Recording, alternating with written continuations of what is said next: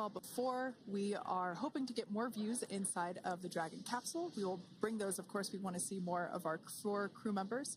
But now a bit more of the Dragon Freedom capsule. It has flown on several missions for NASA. It first launched April 27th, 2022.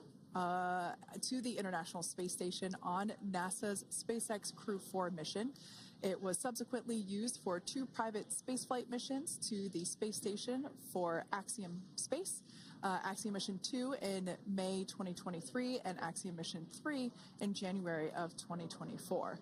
And of course, Crew 9 launched last year, is September 28th.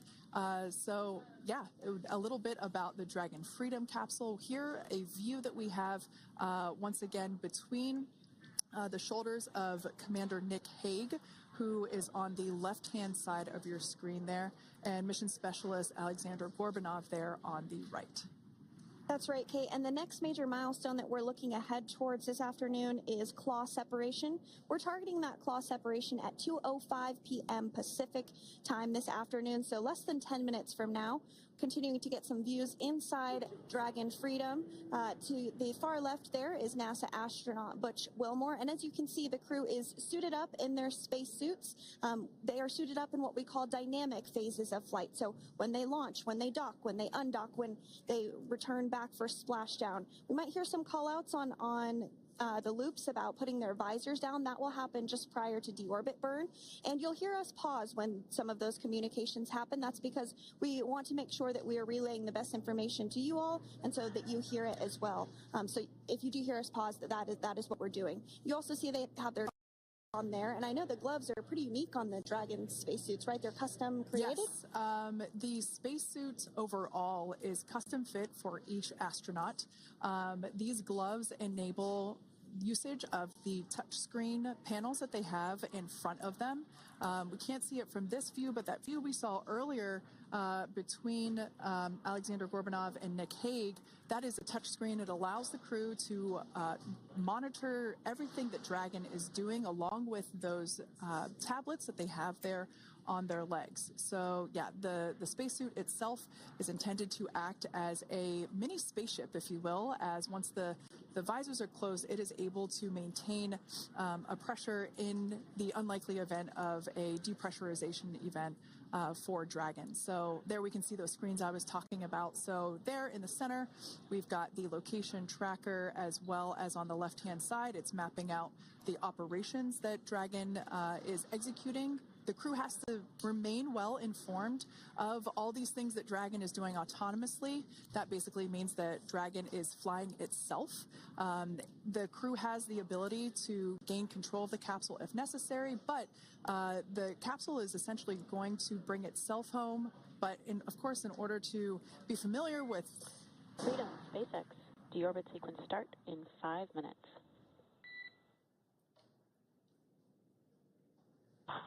Freedom capsule.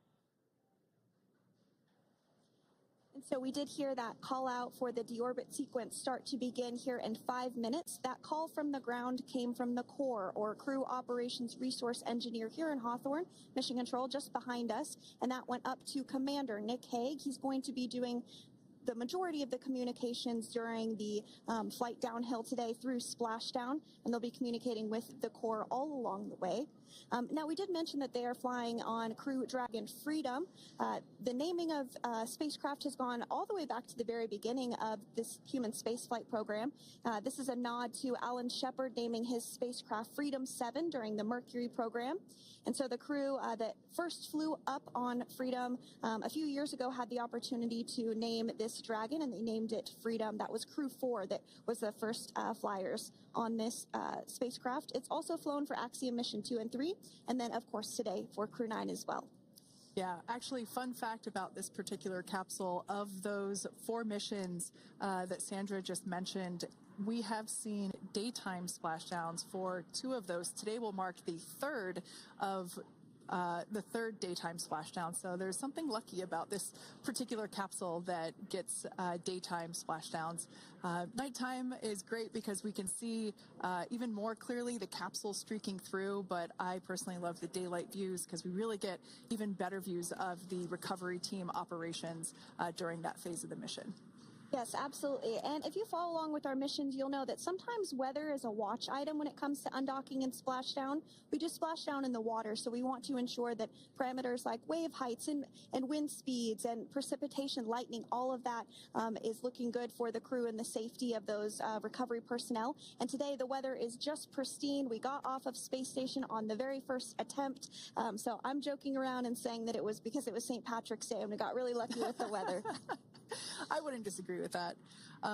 Speaking of weather, we will be hearing from core probably around 2:20-ish. Typically, before we enter the period of loss of signal or LOS, we will hear an entry briefing from the core, the Crew Operations Resource Engineer, and they will deliver important information like updated anticipated splashdown and loss of signal times to the crew, as well as the wave height and wind speed. So we'll be standing by to listen in on those. Like I said, that will happen shortly after, typically after trunk separation. I can't quite remember if it's before or after deorbit burn. It must be before. But in any case, we'll be hearing all of that coming from core. In fact, that individual is seated there in the room on your screen. That is SpaceX Mission Control in Hawthorne, California. That room is located just over our shoulders, and that is where Dragon operators are standing by on console, monitoring the progress of Dragon as it continues its way home. It's been, at the point of splashdown, it'll be about 17 hours since Dragon undocked from the International Space Station. The team there in mission control, there are multiple teams, in fact, and they cycle through shifts to ensure that everybody gets the required rest and sleep periods, just like the astronauts on board. And that Crew Operations and Resource Engineer is seated there in the room, and that, like Sandra said, is the primary voice that we will be hearing communicate from the SpaceX team to the crew on board. That's right. And so it looks like we're about 3 minutes or so from the claw separation portion of today's flight. The claw is a portion on the spacecraft that holds the trunk to Dragon. Following claw separation, we're going to jettison or remove that trunk because it's no longer needed. The trunk has solar arrays on it that provides power to the Dragon spacecraft.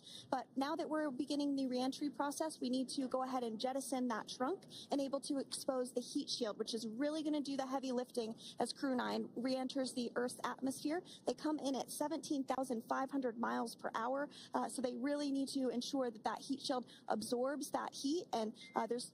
Deorbit sequence start.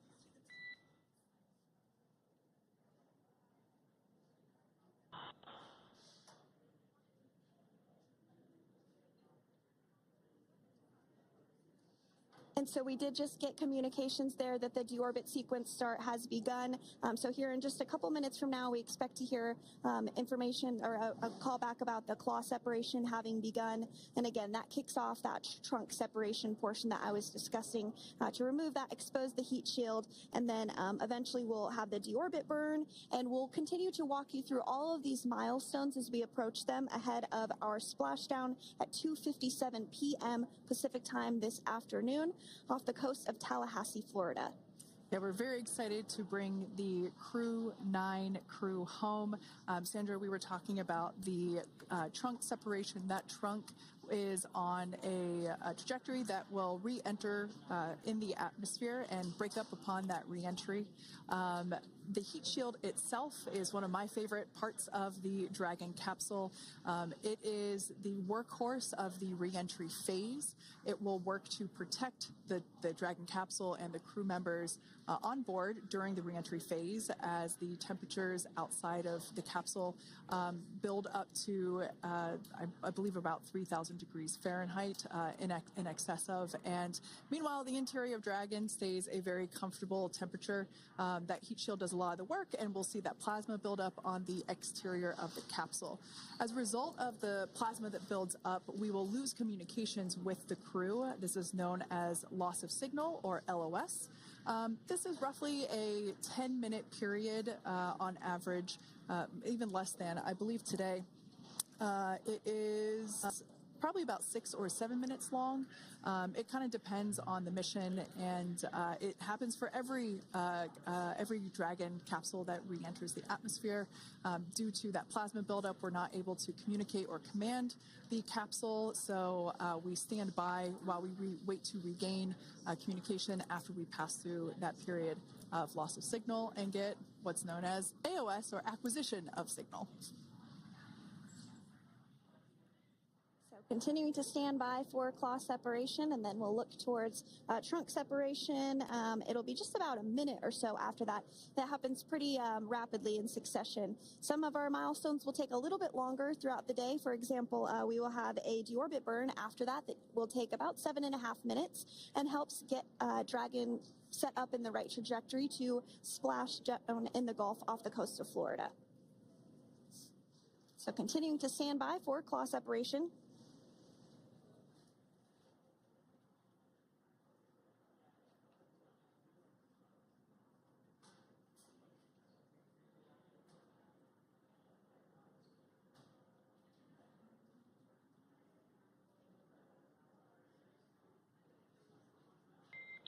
Nominal trunk jettison.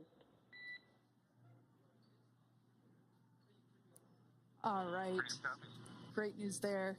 That trunk has been jettisoned from the Dragon capsule. So the claw was separated. That's the mechanism that connects the telemetry and power between the Dragon capsule and the trunk. In order to expose the heat shield underneath Dragon, we had to jettison that trunk, and so we just got confirmation that that has happened. So that is great news. Basically means that telemetry is looking good, and that the nitrox system is primed for cabin and suit cooling, and the heat shield, like I said, is now exposed and ready for atmospheric reentry. The trunk served its purpose by gathering energy from the sun through its solar cells and converting that to battery power. Since we separated the trunk, we can't generate any more new power, but we really don't need to since we're coming home and Dragon has enough battery power already stored. Now, up next, the final steps that Dragon will perform prior to reentry: the slew, or the maneuver to deorbit burn attitude, and then the deorbit burn itself. This deorbit burn is the last time that the forward Dracos, which are the 4 thrusters located on top of the spacecraft under the nose cone, it's the last time that they will ignite. The deorbit burn will place Dragon on a precise trajectory to return to the splashdown zone off the coast of Florida, off the coast of Tallahassee, Florida, and that will last about 7.5 minutes once it starts. And so deorbit burn is targeted for 2:11 p.m. Central Time, so about 2 minutes from now. As we mentioned, it's going to last about 7.5 minutes, again, helping to get Dragon into the precise trajectory to ensure that splashdown occurs in the area that was calculated and where the recovery team is already in place, ready to support splashdown operations today. The recovery vessel Megan is the ship that is going to be utilized today, and we also have what is called fast boats that go out first to check the spacecraft and make sure everything is looking good before the recovery vessel Megan approaches. So that whole recovery process takes about an hour, I would say, from the time the crew splashes down to the time they're on the boat and the crew gets out of the capsule, and we'll continue to bring you live coverage through every step of the way today as Crew 9 returns home. Indeed. Now, let's take a little bit of a closer look at Dragon. One of the great things about being close to the space station is that we can use space station cameras to look at Dragon, but now that Dragon is on its way home, we don't have those external cameras. So here's an animation of what the capsule looks like. We've got the pressurized section, the capsule on the top, and the trunk, or the unpressurized section, on the bottom. That's where those solar panels that we manufacture in-house are located, soaking up the energy from the sun and turning it into power for the capsule. At the very top of the capsule is the nose cone. That is where the Dracos, the forward Dracos, are located. That nose cone is currently open, not closed like we saw in that animation. Once we get through the final maneuverings for the re-entry phase, we will close the nose cone capsule just before Dragon begins its atmospheric entry to protect that forward hatch there located along with those forward Dracos. So go ahead. Oh, that's right. I was going to mention that the nose cone does open shortly after launch, and it remains open the entire time that Dragon is docked to the International Space Station. So as an example for this particular spacecraft, Freedom, since September when it docked to the International Space Station, remains open that entire time, and here shortly it will close for the very first time since September. So quick recap of what Dragon has done in recent history here. We basically began preparations for re-entry known as the deorbit sequence. So Dragon released the trunk. As we said before, we separated the claw, we released the trunk. It next will slew to the deorbit burn attitude. Slew basically meaning maneuver, so it will position itself correctly to execute that deorbit burn. We want the heat shield side to be facing forward, or first, if you will. We want that to be the leading edge of the Dragon capsule, as that heat shield is meant to basically be an ablative material for the heat that it will incur. Once we complete that deorbit burn attitude slew, we will initiate the deorbit burn itself. That will last for several minutes, expecting that to be to start here any moment now, actually, and then it will go until about 2:18 p.m. Pacific time or 5:18 p.m. Eastern time.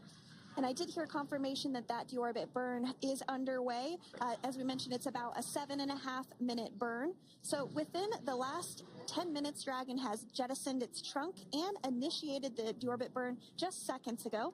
As mentioned earlier, for those operations, NASA and SpaceX closely coordinate with the United States Coast Guard to establish a safety zone to ensure public safety and for the safety of those involved in the recovery operations, as well as the crew on board the returning spacecraft.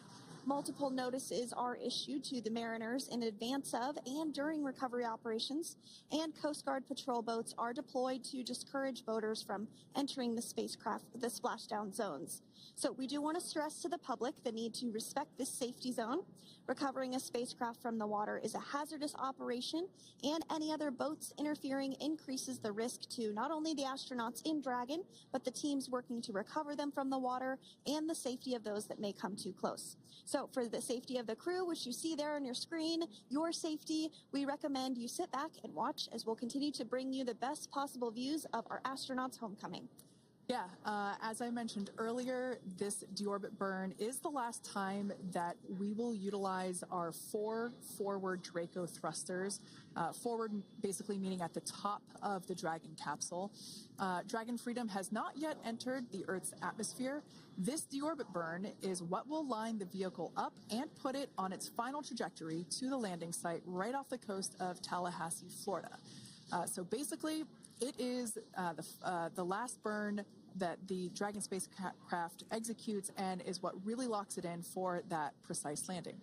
As you can see on your screen right now, Nick, Sunny, Butch, and Alexander are using their screens to keep tabs on the burn duration, the Draco firings, and trajectory details such as entry angle, spacecraft perigee, and how much distance remains until deorbit burn termination.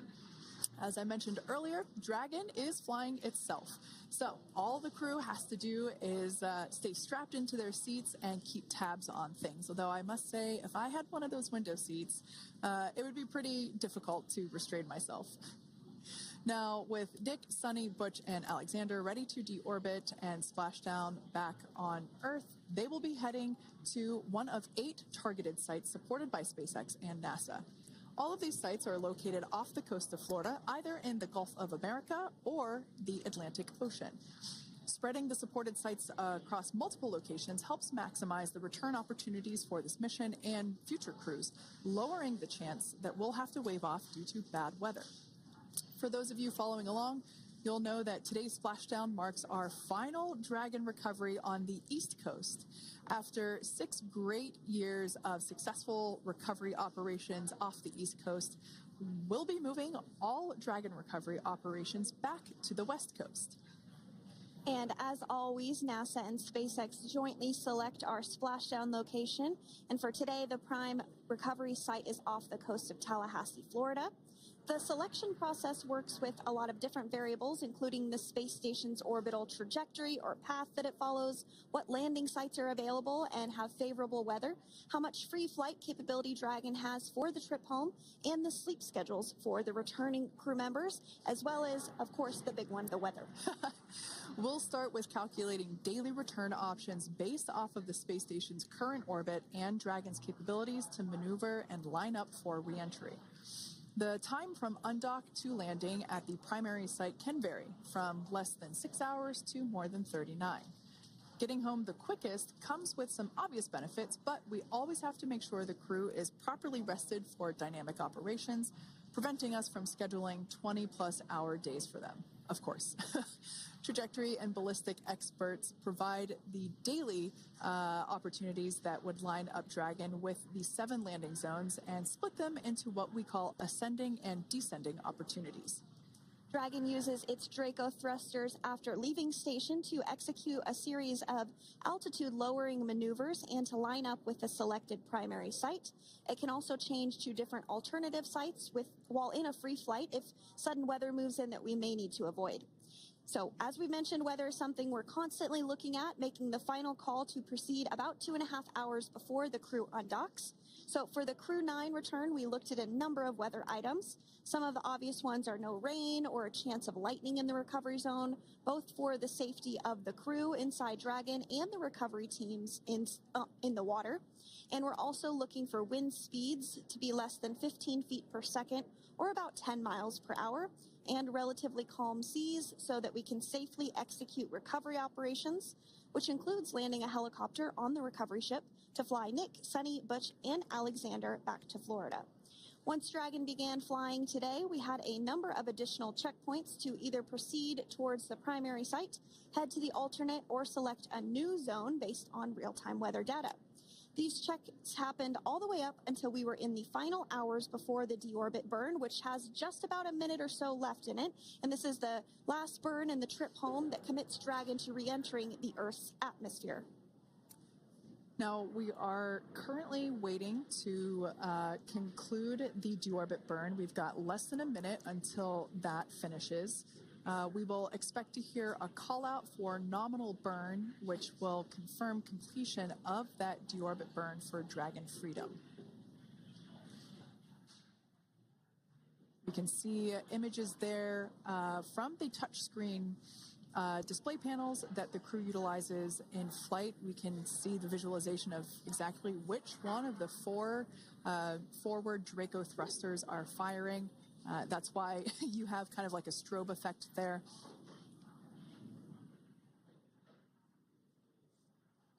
And if you're just joining us, you are looking at live views of the Dragon Freedom. On your left is Commander of Crew 9, Nick Hague. To his right is Roscosmos cosmonaut Alexander Grabenkin. And also in Gorbanov, that is Alexander Gorbanov.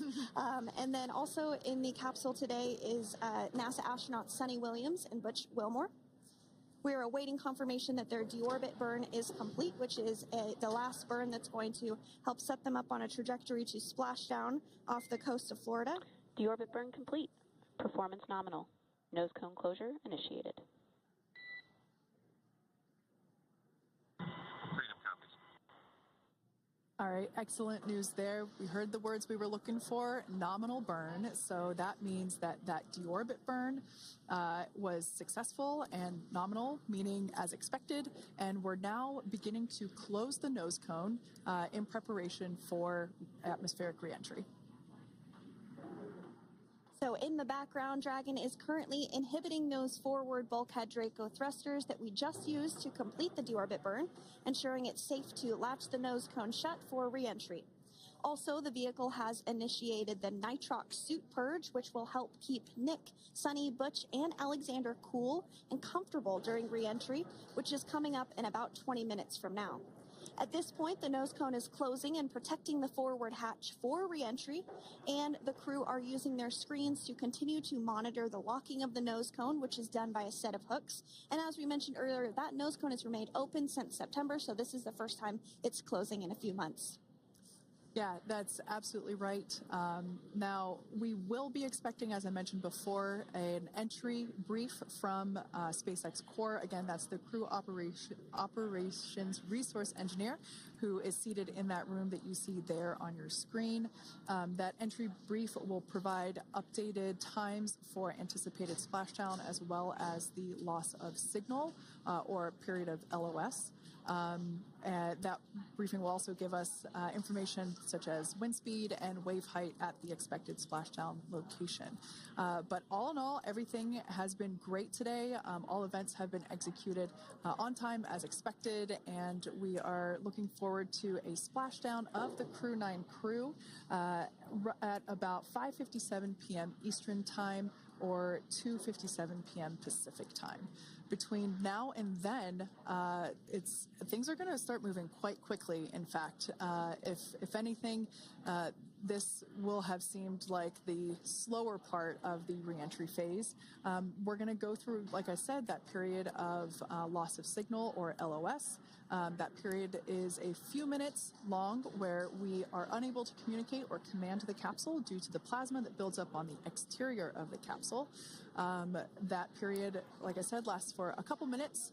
You will start to hear SpaceX Core hail the Crew 9 crew a little bit earlier than expected because we, in the past, have actually regained communications a couple minutes earlier than initially anticipated. So we'll go through that period of loss of signal, that entry period, that specifically when the Dragon spacecraft is re-entering through the atmosphere.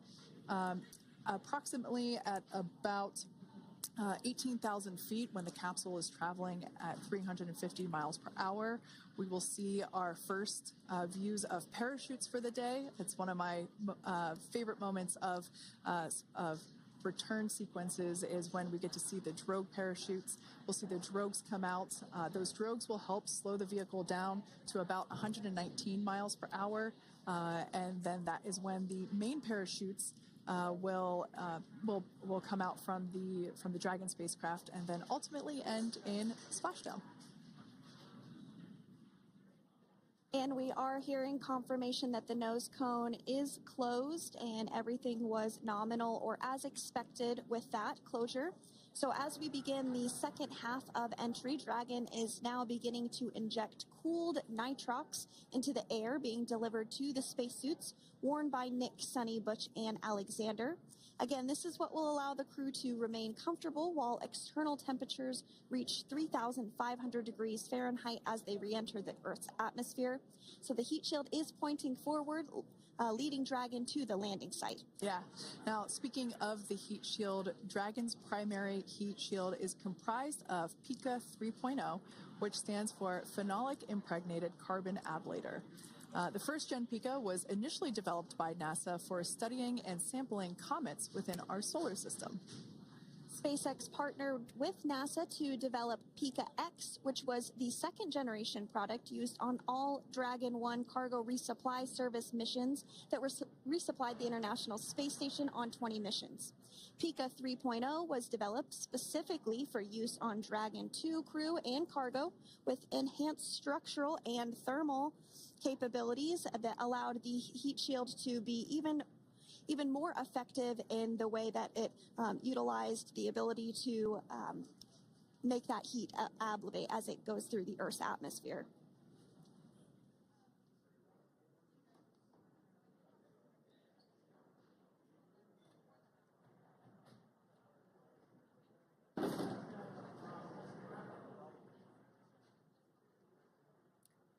The remainder of Dragon is composed primarily of a SpaceX proprietary ablative material. It's another class of thermal protection which is lighter weight versus Pika and protects the underlying composite structure during reentry to ensure the structural capabilities are maintained. While Dragon will experience temperatures well over 3,000 degrees during peak reentry conditions, the characteristics of the thermal protection system coupled with the environmental control and life support system in the pressurized interior will ensure that Nick, Sunny, Butch, and Alexander stay cool and comfortable during all phases of reentry through Splashdown. Now, if you've just recently joined us, we hope to regain views of our crew members inside Dragon Freedom, but we don't have those available at the moment due to ground station coverage. So we will bring those back to you as soon as we can. Now, after Dragon Freedom has re-entered the Earth's atmosphere, a series of parachutes will deploy to slow the crew's descent. First will be the 2 drogue parachutes, followed by the 4 main parachutes, and those will guide Dragon to its first contact with Earth since it launched back in September. Dragon will automatically deploy these parachutes when different pressure and positioning sensors on the spacecraft detect that they're at the right speed and altitude. Vehicle velocity at drogue deploy is approximately 350 miles per hour, and they deploy at about 18,000 feet. Now, when the vehicle velocity at main deploy is approximately 119 miles per hour, and they deploy at about 6,500 feet. When Dragon splashes down in the water, the vehicle velocity will be about 16 miles per hour, so you can really see how those parachutes help to slow down the crew inside the capsule. The highest G-load the crew is expected to experience today is about 3 to 5 Gs. Yeah, when you think about really fun roller coasters, they're about in that range. So I'm sure that our crew on board will be well equipped to experience those Gs. It's nothing for them. They go through much more intense training. And so we are continuing to make our way through a number of milestones today. We did have trunk separation. Freedom, SpaceX. Nose cone is secure for entry. Freedom comes.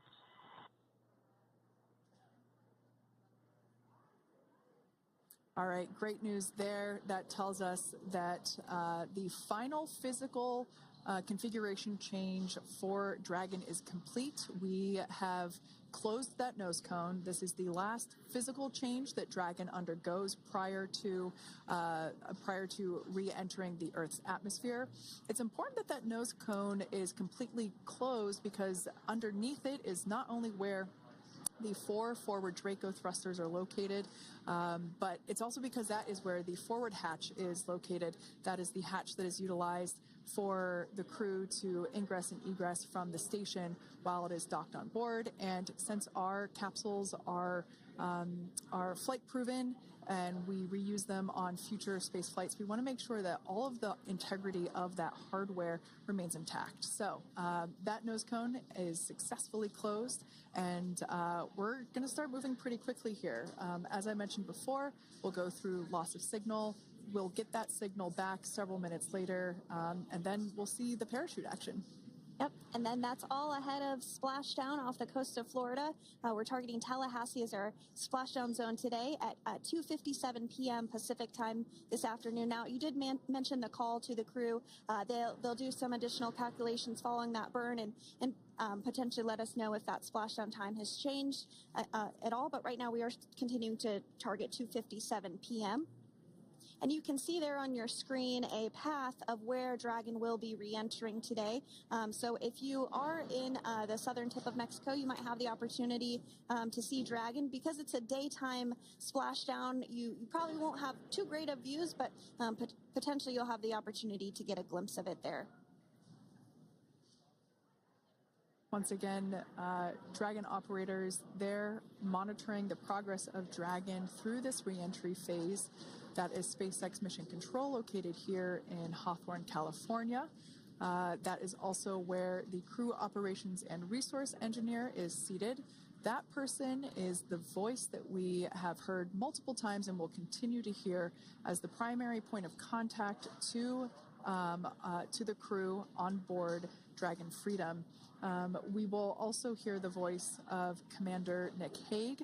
Basically, after we hear the Corps communicate something, we will hear Nick Hague indicate that they copy, that they heard the message well, some sort of recognition that the message was received. And if you joined us yesterday for our coverage during the undocking, we were communicating through something that's called a big loop. We do that when we're in integrated operations with the International Freedom, SpaceX, for entry sequence. Report when ready to copy. Ready to copy. All right, I've got some updated times for you. Our comm blackout start time is 2144. Our comm blackout end time is 2151, and our splashdown time is the same per your displays, 2157.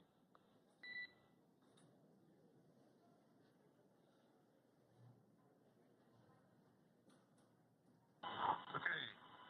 Understand comm blackout start 2144, stop 2151, splashdown per display.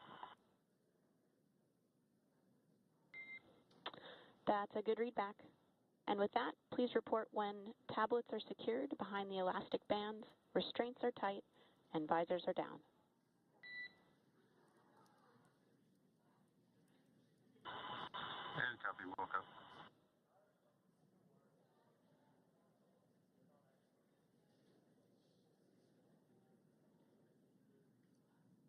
And with that communication from the Corps or Crew Operations Resource Engineer here in Hawthorne to Commander Nick Hague of Crew Dragon Freedom, we did hear that the loss of signal period is still at 2:44 p.m. Pacific, but we had a 1-minute adjustment to the acquisition of signal. That's going to now be at 2:51 p.m. Pacific time. However, our splashdown time remains the same at 2:57 p.m. Pacific time this afternoon off the coast of Tallahassee, Florida.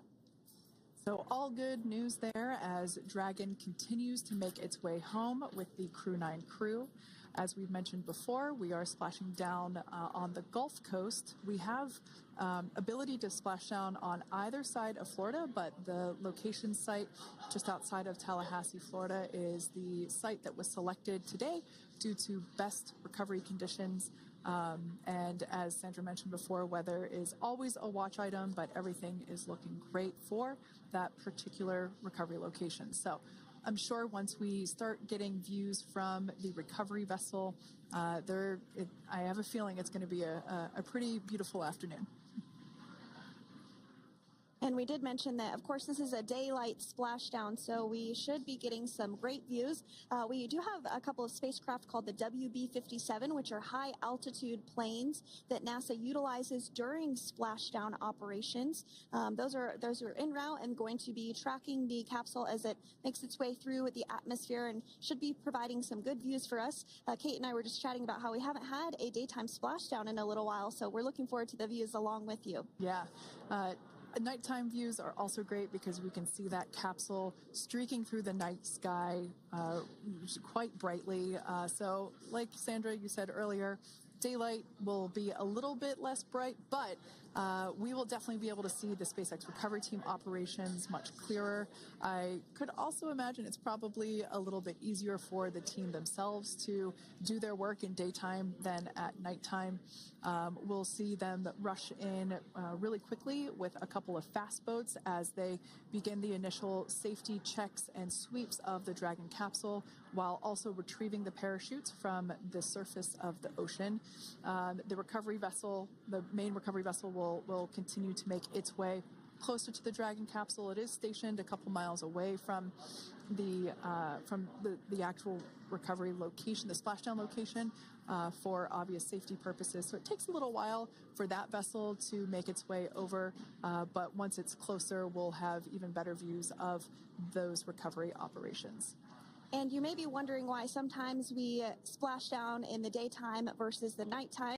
And believe me, we would all love for these operations to happen during regular daytime working hours, but unfortunately, orbital mechanics just doesn't quite work out that way. So it has to deal with the location of the International Space Station, as well as where the splashdown zone is on Earth in that trajectory, as well as the phasing. So as we mentioned earlier, sometimes we have phasing as short as 6 hours, sometimes in excess of 30 plus hours. It just depends on where the targeted area is that the capsule is going to splash down. So today's phasing has been 17 hours since undocking occurred at 10:05 p.m. Pacific yesterday evening for us here in Hawthorne. Early wee hours for folks on the East Coast and other areas of the United States.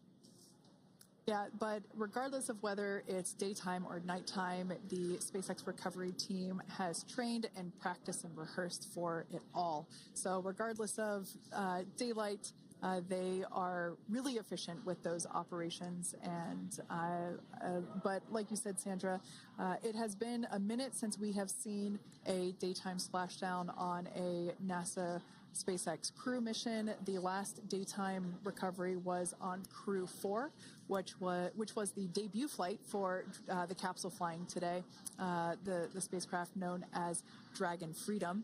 And so, yeah, kind of a fun fact there in terms of the timing of that daylight splashdowns. Once again, standing by for more communication with the crew. The next event that we have coming up is the start of that period known as loss of signal. That is the period still expected at 2:44 p.m. Pacific time. This lasts for several minutes while the capsule is making its way through the Earth's atmosphere. The heat shield located at the bottom of the capsule really doing all the work at that point in time in terms of using the atmosphere to slow the capsule down from its orbital speeds of 17,500 miles per hour. Our tablets are secure, restraints are tightened, visors down. We are configured for entry. Freedom, I copied. Tablets are secured, restraints are tight, and visors down.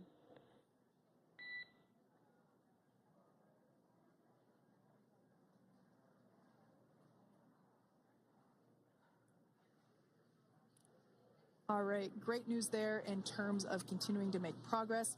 That back and forth communication we heard was just letting Core know that per their instructions, Crew 9 has now put away everything that was necessary in order to begin the re-entry, including those tablets that were located on their legs. Those are now stowed away. They've tightened that safety harness that we see there, and the visors are now down. So with all that being said, let's take a minute to meet our returning crew. U.S. Space Force Colonel Nick Hague is your Crew 9 commander. He was selected by NASA as an astronaut in 2013. This was his second spaceflight to the International Space Station and third launch overall. He spent 171 days in space with Crew 9 and has a career total of 374 days in space. During his mission, he completed a spacewalk with astronaut Suni Williams. That was his fourth spacewalk, earning him a career total of 25 hours, 56 minutes of spacewalking time. Before Crew 9, Hague previously served as a crew member of Expedition 59 and 60 back in 2019. He flew with Alexei Ovchinin and NASA's Christina Cook. So this is his second time sharing the space station with Ovchinin.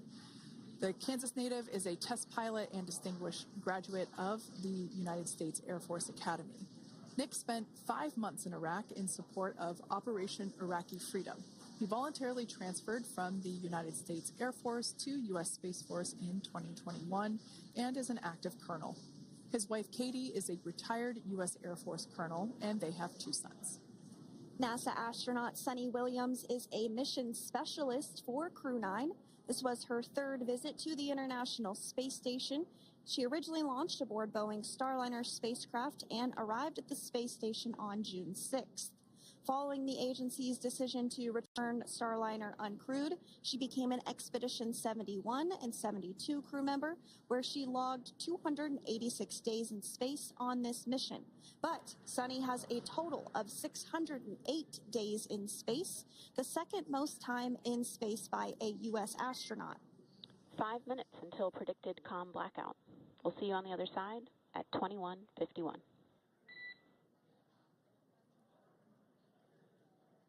Talk to you soon. And with that call out from the Crew Operations Resource Engineer to Commander Nick Hague, letting them know that everything is looking good ahead of the loss of signal period. We will see the crew on the other side of the loss of signal period at 2:51 p.m. Pacific time this afternoon.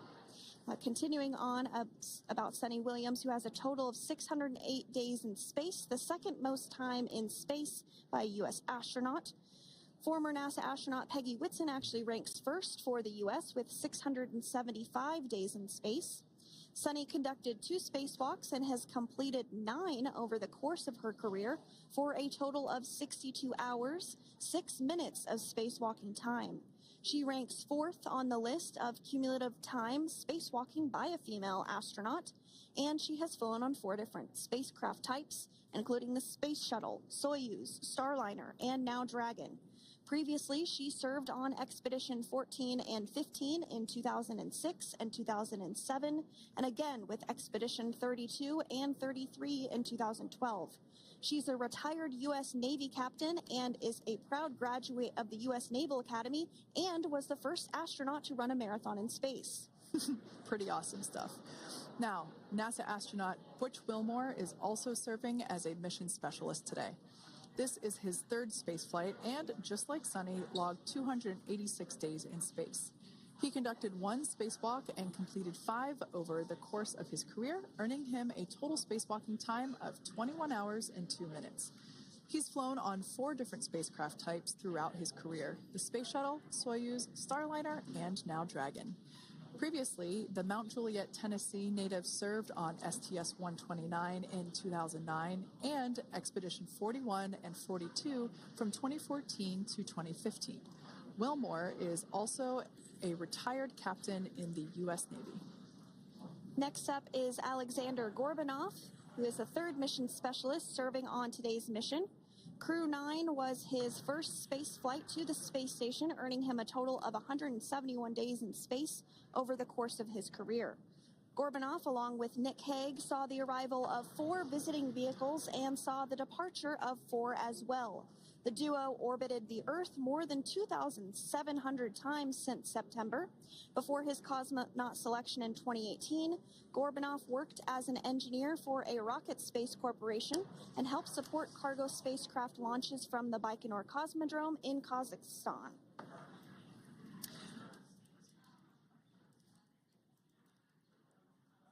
So if you are just joining us, we are continuing to bring you live coverage of Crew 9's return to Earth following their mission aboard the International Space Station, where they completed science and research investigations.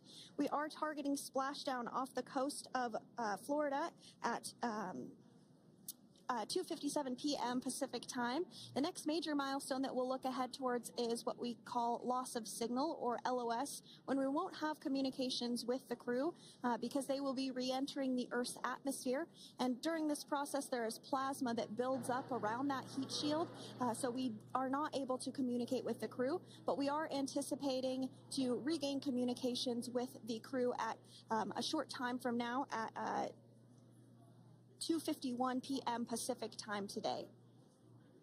As we said before, everything continues to look good for the return of the Crew 9 team. We are about to go into that period of loss of signal. Once we get views of the crew inside the capsule, once again, we will be sure to bring those to you. But that period of time is when plasma is building up on the exterior of the capsule. generating heat in excess of 3,500 degrees Fahrenheit, so we are unable to communicate or command the spacecraft at that time, and that includes, unfortunately, video feeds as well. So as soon as we get the views back inside Dragon, we will bring those to you. But until then, we are going to stand by and continue to monitor the progress of Dragon. Like Sandra just said, we are anticipating the blackout period to begin at 2:51 p.m. Pacific time, 5:51 p.m. Eastern time. This will last for several minutes. It's not super exact, even though we are predicting acquisition of signal, or AOS, to come back at 5:51 p.m. Eastern time. In the past, we have regained communication sometimes a little bit earlier than that, so we'll probably start to hear Core begin to hail Crew Dragon a minute or two prior to that anticipated acquisition of signal. But right now, Nick, Sunny, Butch, and Alexander are seated in their seats inside Dragon Freedom. Their visors are down, and they have put away or stored the tablets they had located on their upper leg to monitor Dragon's progress. Now they will be utilizing the touchscreen displays where the current operation and future operations will be displayed as they are able to monitor Dragon's progress continually. As I said before, Dragon is autonomous, meaning it is flying itself. So the crew stands by and monitors, and those touchscreen displays are what will be allowing them to do so and prepare for events such as parachute deploy. And while on board the International Space Station, Nick, Sunny, Butch, and Alexander contributed to over 900 hours of science and research investigations, which is really the key purpose of the International Space Station. Now, the International Space Station is celebrating a major milestone this year, where they will be celebrating 25 years of continuous human presence in November. So if you're younger than 25 years, you've never known a day where there hasn't been a human living and working aboard the International Space Station, contributing to key science and research investigations that impact our lives here on Earth. There's research being done on Parkinson's, on osteoporosis, on cancer research, and a variety of other studies. Additionally, the microgravity laboratory provides a jumping off point for us as we venture back to the moon and onto Mars through longer duration space flights. One such example that the crew worked on during this mission was an alternative exercise device. In microgravity, the crew has to exercise for about 2 hours a day because they're not having the effects of gravity on their body. So to prevent bone and muscle loss, we counteract that with 2 hours of exercise per day. On board the International Space Station, they have 3 ways in which they can exercise. They have a bike, they have a treadmill, and they have a similar to a weightlifting machine that counteracts the microgravity environment. But a particular experiment that this crew tested out was a combination of all 3 of those in one smaller device. And this is really critical as we continue on to the moon, Mars, and beyond, because space is really important in spacecraft. So if we have something smaller that the crew might be able to utilize, that can potentially help us venture out even further into the solar system. So science is really the name of the game when it comes to the International Space Station. Some of the other science highlights that took place during this increment that are particularly interesting to me was we had the first wooden satellite that was deployed. This is a study to see if other materials might be more resourceful or renewable in space. So I'm really excited to see the results of that one as well. Additionally, we had a couple of spacewalks that took place to not only provide maintenance to the International Space Station, but also where we swabbed the outside of the space station near vents to see if any microbes that we all have microbes on us, to see if any of those could survive in the harsh environment of space, which again is very important for us to know and understand as we continue to the moon, Mars, and beyond. Very exciting stuff. Now, at this point, we have now entered the communications blackout period for the Dragon spacecraft. This lasts approximately 7 minutes due to plasma formation around the spacecraft itself. During this time, no vehicle telemetry is received by mission control or the recovery team, and no external commanding of the vehicle or voice communication is possible. But as a reminder, Dragon is designed to fly itself. During reentry, the vehicle will be slowing down from orbital velocity, which is approximately 17,500 miles per hour. The top temperature that Dragon will experience upon reentry is 3,500 degrees Fahrenheit. This blackout period, as I said before, we expect it to last about 7 minutes today, concluding at 5:51 p.m. Eastern Time or 2:51 p.m. Pacific Time. We right there have our first view of Dragon Freedom coming home to Earth. And that view is from the WB-57, which is one of NASA's high-altitude planes that is tracking. Now, because of the way that this camera is configured, it does look like it is dark, but it is indeed daytime, and you're beginning to see that plasma trail as Dragon re-enters the Earth's atmosphere. All of that is expected. We are anticipating an acquisition of signal around 2:51 p.m. Pacific Time, so just minutes from now, and you may hear the core begin to hail out or call Dragon for communications and see if we can potentially get communications with them a little bit earlier.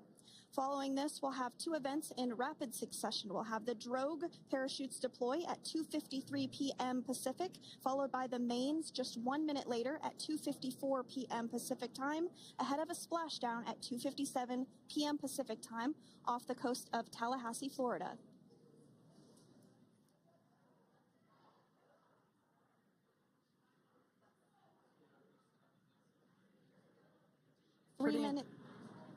Pretty incredible views of the Dragon spacecraft making its way home back to planet Earth with the Crew 9 astronauts on board. Once again, this view is coming from the WB-57 plane. That heat shield we can see doing magnificent work as it works to... Freedom, SpaceX, Comcheck.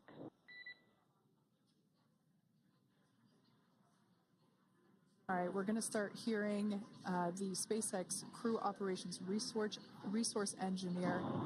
SpaceX Freedom is with you. 4.16. Enjoying the ride. Copy that, Freedom. Great news there from Commander Nick Hague reporting back. We see a healthy flight computer. Expect automated chute deployment. Freedom copies. Like we said before, things moving very quickly as Dragon Freedom makes its way home. Next event coming up will be deployment of the drogue parachutes. This occurs around 18,000 feet. GPS has converged. Expect nominal altitude for drogue chute deployment.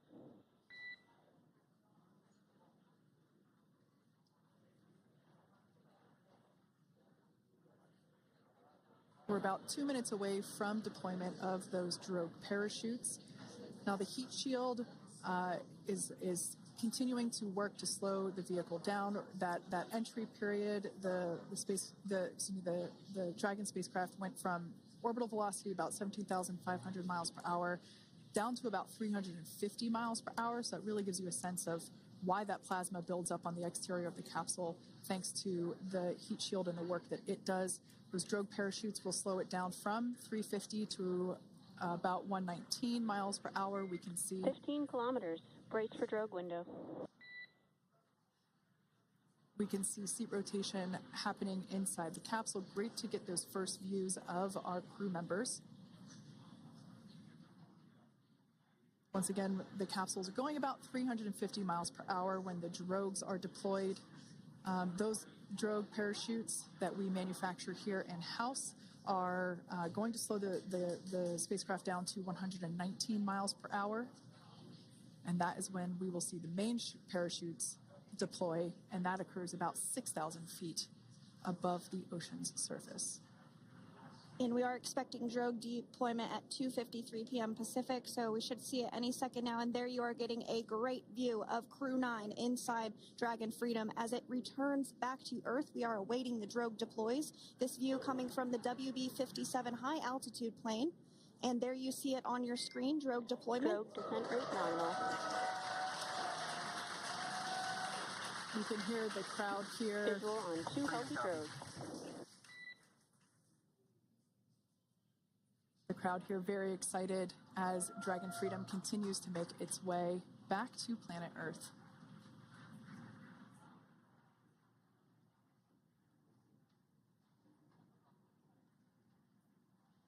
Next up, we'll stand by for the main deployment of the parachutes.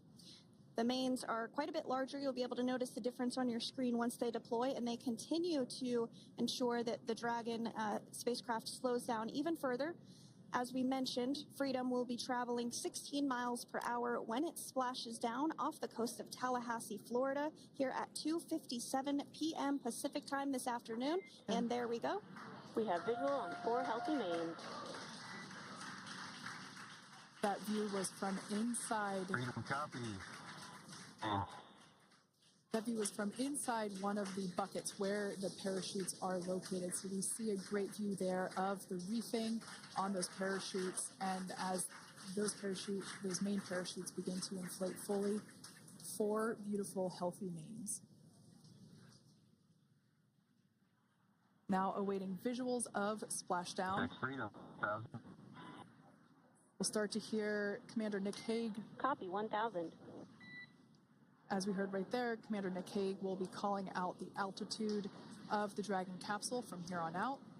Landing in water is simpler and provides more margin against unlikely parachute issues. You can see those parachutes continuing to slow the Dragon capsule down. And if you're just joining us, you're looking at 800 meters. a live view of Crew 9, just minutes away from splashing down off the coast of Tallahassee, Florida. Splashdown 2 minutes from now at 2:57 p.m. Pacific. We do have 4 healthy mains really doing the job there. Just breathtaking views of a calm, glass-like ocean off the coast of Tallahassee, Florida. Crew 9 just minutes away from splashing down. This is really such an incredible shot. Copy, 600. That was a live view from our recovery vessel, Megan, which is stationed a couple miles away from the splashdown site. We can see the crew there using their restraints as resting places for their arms. They were just in space moments ago, so their arms were able to float freely. 400 meters.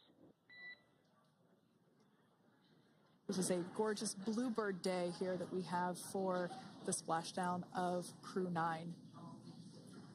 It's incredible to think that the Dragon capsule just minutes ago was going over 17,000 miles per hour and now gently coasting to a soft splashdown. 200. Copy, 200 meters. Brace for splashdown.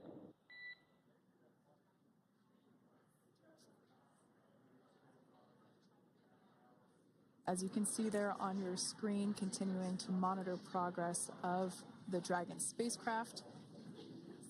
And we're going to stand by for splashdown, located in the Gulf of America, off the coast of Tallahassee, Florida.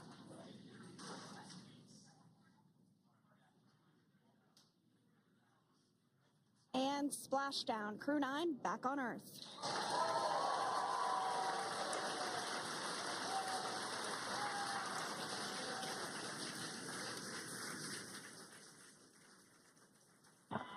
And SpaceX Freedom, splashdown. Good main release. Copy, splashdown. We see main chutes cut. Nick, Alex, Butch, Sunny, on behalf of SpaceX, welcome home.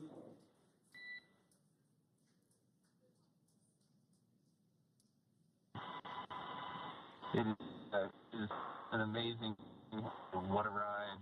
I see a capsule full of grins ear to ear.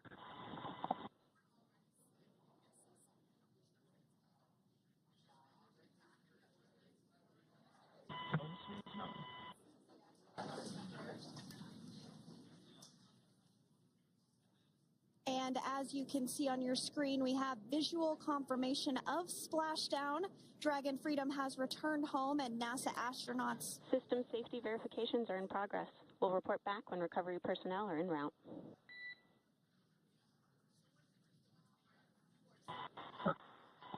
understand.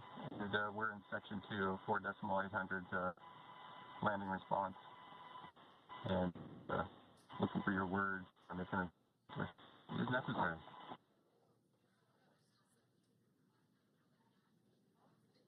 In the distance, we can see the recovery vessel making its way. Copy, you're in section 2 for the environmental assessment in 4.800. That is not necessary today. Understand. Raise advice. So we will continue to have communications between the Corps and Nick Hague, the commander of Crew Dragon Freedom, which just splashed down 2 minutes ago off the coast of Tallahassee, Florida. Dragon Freedom has returned home with NASA astronauts Nick Hague, Sonny Williams, Butch Wilmore, and Roscosmos cosmonaut Alexander Gorbunoff. They're back on Earth after approximately 17 hours of a return journey from space. The SpaceX recovery ship and team have been waiting for Dragon's splashdown, and they will now make their way to the splashdown location. The teams have been ready and waiting about 3 nautical miles away, so it's going to take them about 30 minutes or so to make their way to SpaceX Freedom. Pretty sure we're in stable 1. Copy, stable 1. We see the same.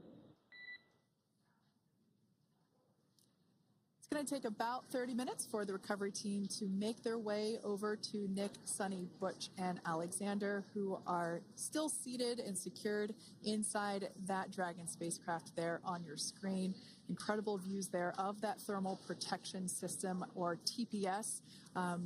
That Dragon capsule was pristine, white color before it departed the station, and we can see how the reentry phase, the thermal protection system did its job.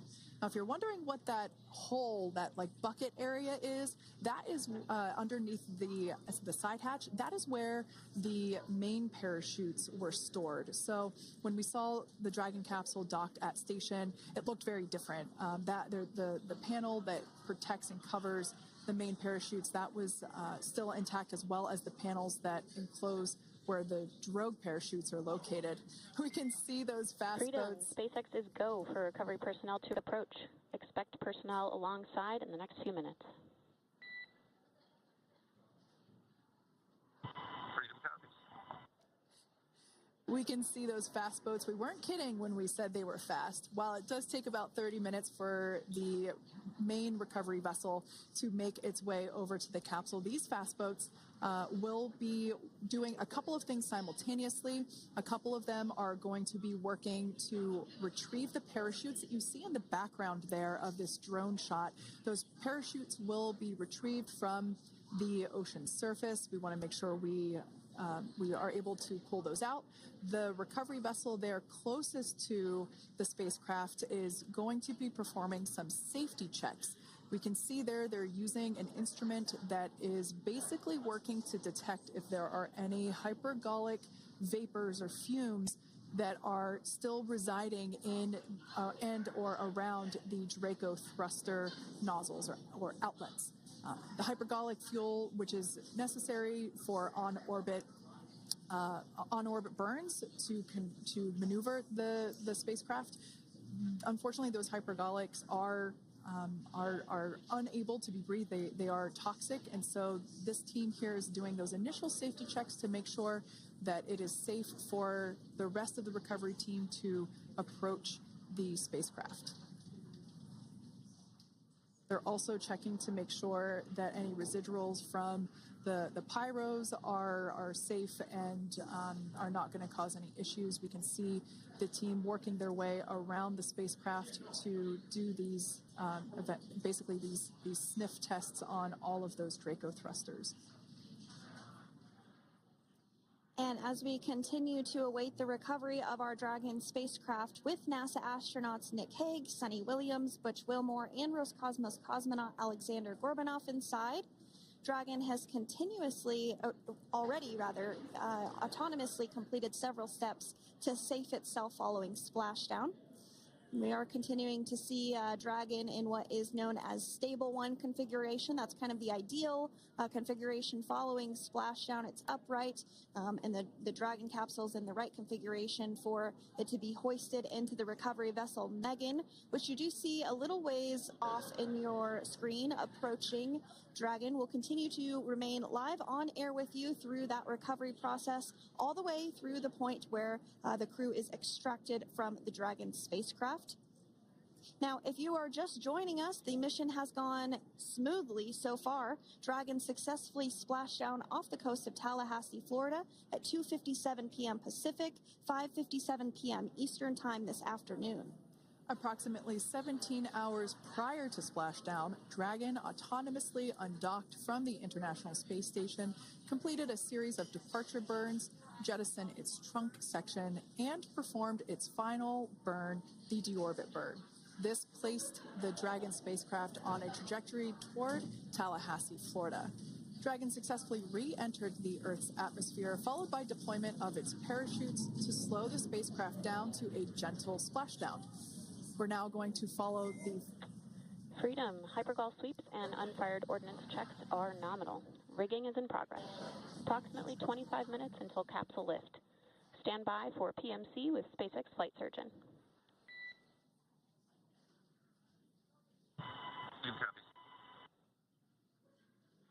And so what we did just hear there was communications that those hypergol checks were complete.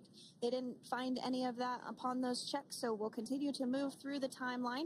Next up is a process called rigging, which you see happening right now on your screen. This is when a SpaceX recovery personnel actually works to climb aboard the capsule and work through procedures ahead of lifting onto the nest of the recovery vessel Megan. We heard it's going to be about 25 minutes or so until that lift actually takes place.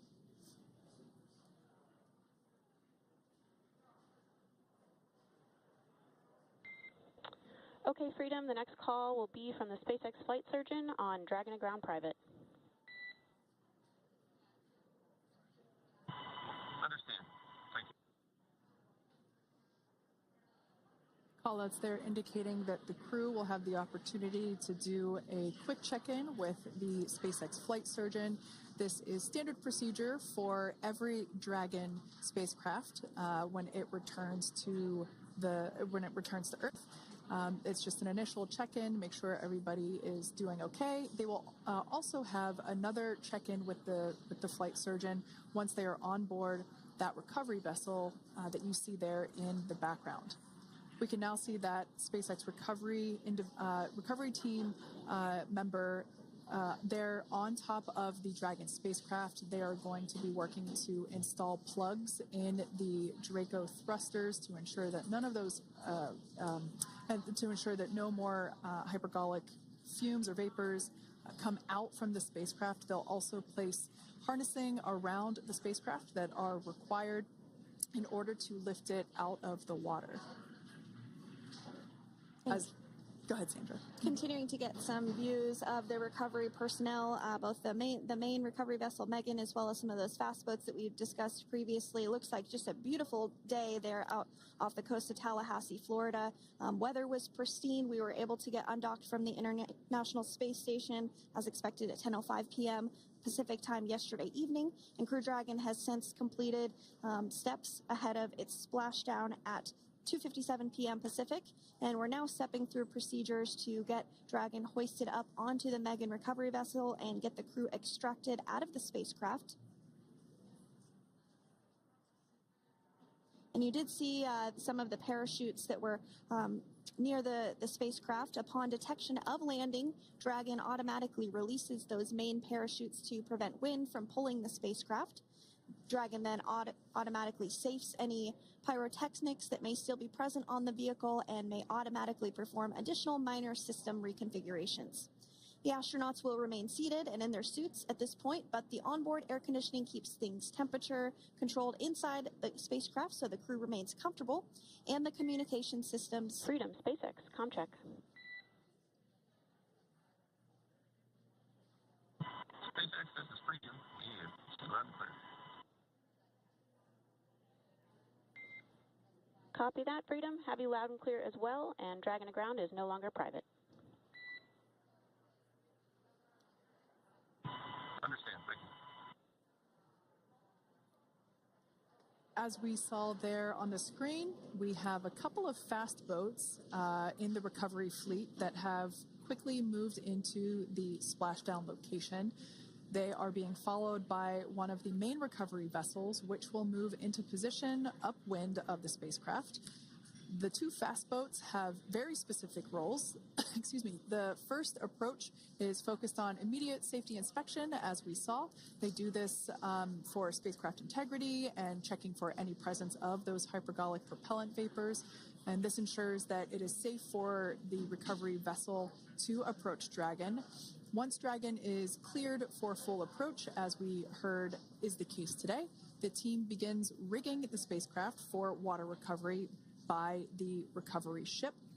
The second fast boat is responsible for parachute recovery and also serves as a redundant boat to the first one that makes the initial approach to the Dragon spacecraft. As we saw a little bit earlier, we were also able to see one of the recovery team members get on a jet ski to help gather up the parachutes that were automatically detached from the Dragon spacecraft upon splashdown. And it will take a little over 10 minutes for the recovery crew to complete their safety checks. Once complete, the team will begin preparing Dragon to be lifted, and as you see, they are preparing for that to take place at this point. As part of the preparation for this lift, one member of the recovery team has climbed on top of the spacecraft already so they can attach Dragon's hoist rings and connect to the lifting lines. It will take us less than an hour to raise Dragon to the recovery boat and remove the crew from the spacecraft.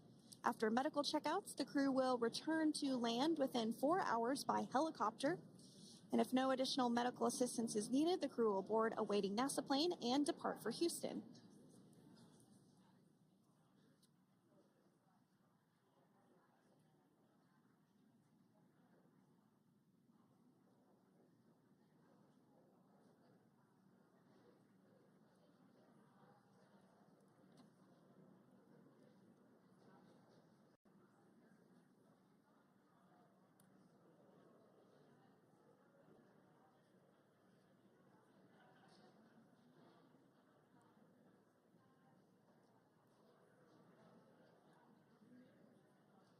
And as we continue to await Dragon to be hoisted up onto the ship, we have a very special treat. NASA Public Affairs Officer Jaden Jennings, who is actually on the recovery vessel and had a bird's eye view of the splashdown today. Jaden, how are you? How was the view from the recovery vessel? Hi, Sandra. How do you hear me? I've got you loud and clear, Jaden. It's so great to hear you. Awesome. So Splashdown, Sandra, was nothing short of spectacular. We are transitioning the forward link. Comm will be unavailable for approximately 5 minutes. Freedom comes.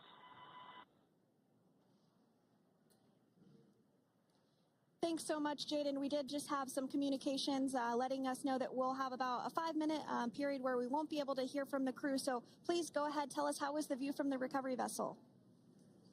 Absolutely. Yeah, I was mentioning earlier, Splashdown was nothing short of spectacular. And we were stationed about 1.5 nautical miles away from the splashdown zone and had great visuals here on the recovery vessel Megan. We actually saw a little of the smoke trail as the spacecraft was coming in, and then moments later we spotted those drogue chutes, and this was quickly followed by 4 healthy white and orange main parachutes. We then tracked Dragon all the way down as it slowly propelled into the ocean. And I think I speak for all of us on the ship when I say a new core memory was made today, and we are looking forward to having Crew 9 on board with us a little later. Jaden, that is amazing. Now, obviously, we are watching it here on camera, and the landing conditions look pretty good, but how was it from your perspective? What is the sea state out there? Absolutely. Absolutely. So we've had optimal conditions for Splashdown, and today it is sunny and 63 degrees outside right now with clear skies, light winds, and calm seas. The sea looks absolutely beautiful right now, and light blue with the sun reflecting from it. And Kay, I think the crew's going to like what they feel weather-wise on this picture-perfect day for Splashdown off the coast of Tallahassee. Thanks so much, Jaden. It certainly looks like a beautiful day. Can you tell us a little bit about the journey of the recovery forces to get to this point? Sure. So One unique aspect of this recovery was the onboard training on station conducted for Butch and Sunny to ensure they were ready to return on a Dragon spacecraft. That training covered all aspects of their return, including nominal and contingency departures, deorbit burns, splashdown, and post-landing ops, which is what this team is preparing for now. As for the recovery teams themselves, we started the day taking a series of helicopters out to the vessel, and as standard, the recovery director and crew support teams were on that first helicopter out and took the time to get everything prepared on the ship. About 2 hours before splashdown, they deployed those fast boats and jet skis into the water. I was actually on the second helicopter out, and we were on the vessel about an hour and a half before splashdown and landed on top of the helicopter pad on the Megan. And the teams have been working diligently across their respective disciplines this week, executing what can only be described, in my point of view, as a logistical masterpiece, just ensuring every detail has been in place for Crew 9's return. That is such great news. I'm so glad that you're able there to experience it in person. Now, can you tell us a little bit about what's next to retrieve the crew for the recovery personnel on board? Yeah, Kate. So coming up next, Dragon will be hoisted into the on-deck translation system, or the nest, at the aft end of the ship, and then will be translated pretty quickly towards that egress platform. We'll perform another series of safety checks as final precautionary measures just to make sure there are no hypergolic vapors present before opening that side hatch. And then once that side hatch of the spacecraft is open, the crew will be assisted out of the capsule one by one from NASA and SpaceX. Freedom, SpaceX, ComCheck. Freedom's got you loud and clear.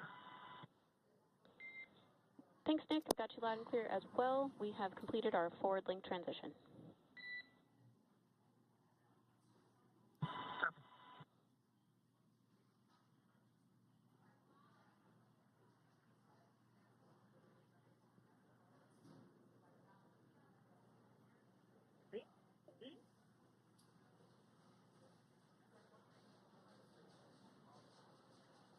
And Jaden, if you did just want to go ahead and let us know what is next to retrieve the crew, we are continuing to get some great views on our screen, but I know you have an even better view yourself. Oh, yeah, Sandra, this view is absolutely unbeatable. So just to kind of finish off what I was saying is once that side hatch of the spacecraft is open, that crew will be assisted out of the capsule one by one from NASA and SpaceX medical personnel, where they will then head to the med bay.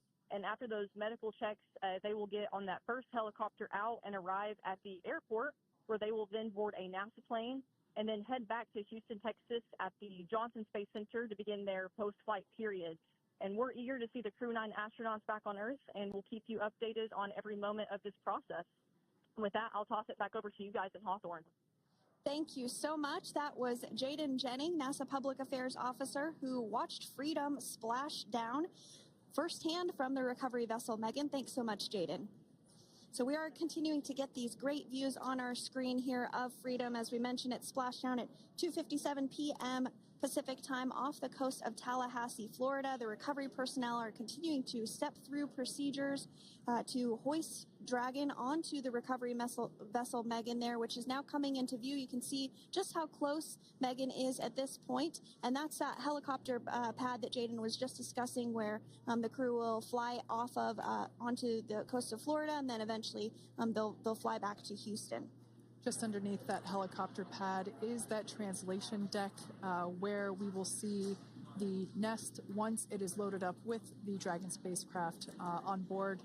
The nest will be translated to the forward end of the recovery vessel, and that is where our Crew 9 team members will egress from the Dragon spacecraft. Now, here on your screen, we can see dolphins, actually, who want to come and play with Dragon. Now, one of the fast boats there in place, working to assist the recovery team member. It's incredible. I just love these views. We really see them even better in daytime, but just seeing the recovery team work in tandem to step through each step, to step through each operation. Obviously they're getting quick assists from the honorary part of the recovery team, those dolphins in the water there. Now, the recovery team member that is crawling around the Dragon spacecraft. Earlier we saw a view where it was like a spider monkey pose. We can see that individual now standing in the bucket where the main parachutes were stored while Dragon was on orbit. Obviously, those main parachutes were utilized for Splashdown today. They were deployed and cut from the Dragon capsule, and one of the other fast boats of the recovery team working to pull those out of the water. Now, the recovery team member that is there working on top of the Dragon capsule, earlier we saw that person performing safety checks. Now we can see some harnessing being placed around the capsule. This harnessing is what will be used to lift the Dragon capsule out of the water and onto the recovery vessel. Wow, we got a cute little pod of dolphins. It wasn't just one or two. I mean, that water just looks beautiful. We had ideal splashdown parameters today. Obviously, wave height, ne'er a concern. The weather is beautiful, as Jaden mentioned, in the 60s, sunny. Looking forward to seeing Crew 9 exit the capsule here shortly once they get hoisted onto the recovery vessel Megan. We can see that recovery vessel slowly but surely closing the distance there between, dolphin cam back again.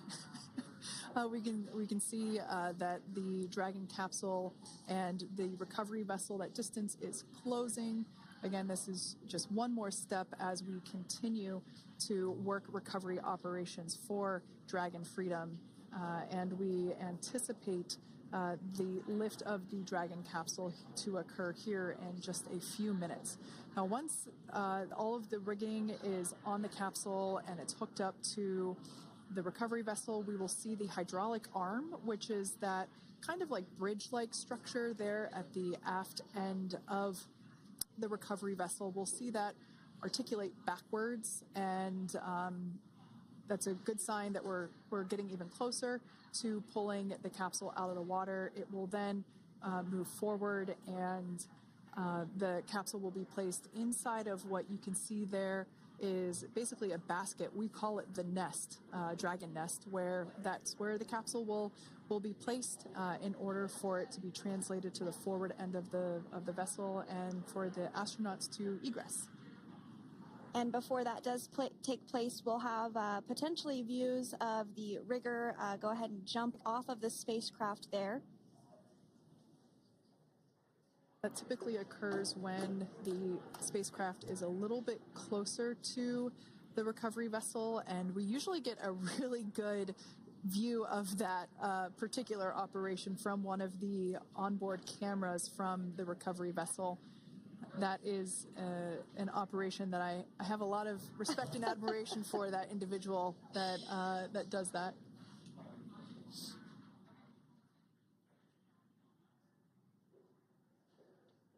So again, Dragon continuing to get closer and closer to the recovery vessel Megan. You see some of those ropes now coming into view as well. If you are just joining us, Crew 9 Splashdown off the coast of Tallahassee, Florida at 2:57 p.m. Pacific time with NASA astronauts Nick Hague, Butch Wilmore, Sonny Williams, and Roscosmos cosmonaut Alexander Gorbanov. They're now working through procedures to hoist this spacecraft up onto the recovery vessel Megan. We just saw that hydraulic arm get lowered into the lifting position. That arm will be the mechanism that is utilized to lift Dragon up and out of the water and into the nest located there at the aft end of the recovery vessel. And the recovery vessel being used today is, as we mentioned multiple times, is named Megan, but that's actually after NASA astronaut Megan McArthur, who flew on Crew 2 a couple of years ago.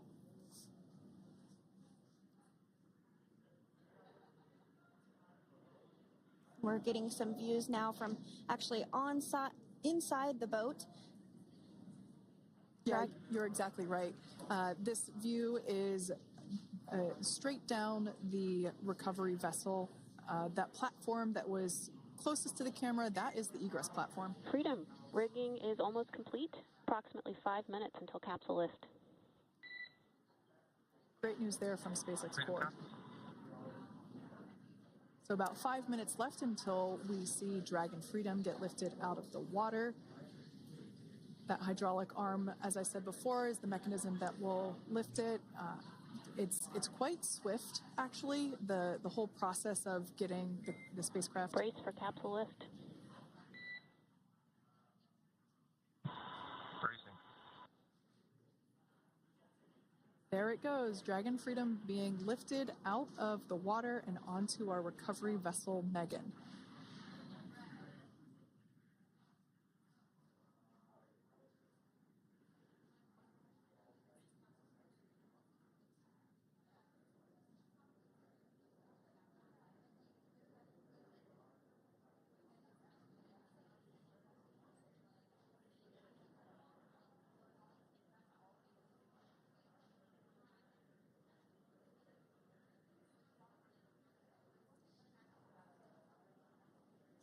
So once securely on, Welcome aboard the recovery vessel.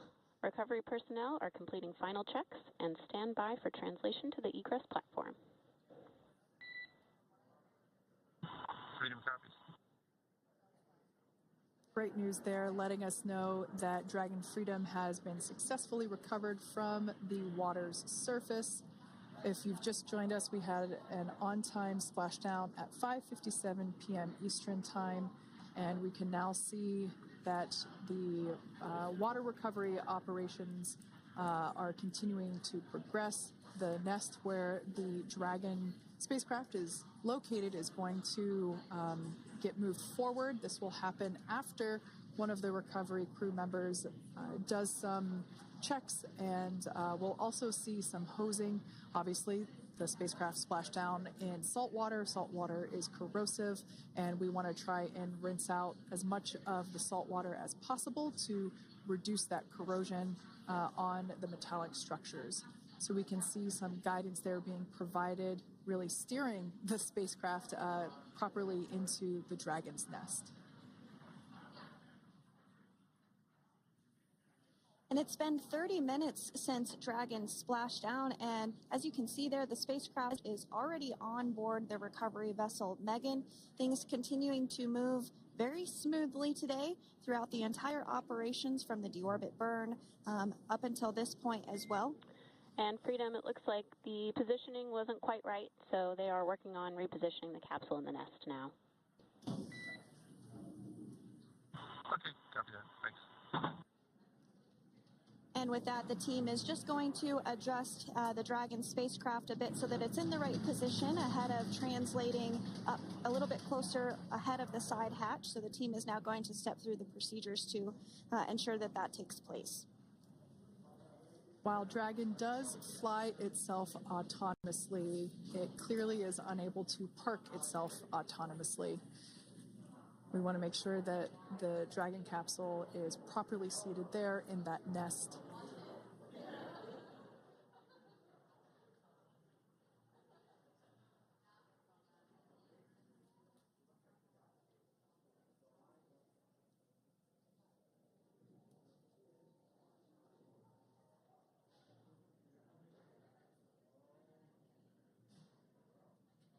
Once Dragon is fully seated in the nest, we'll probably see a bunch of that salt water come out from the bucket there located underneath the side hatch.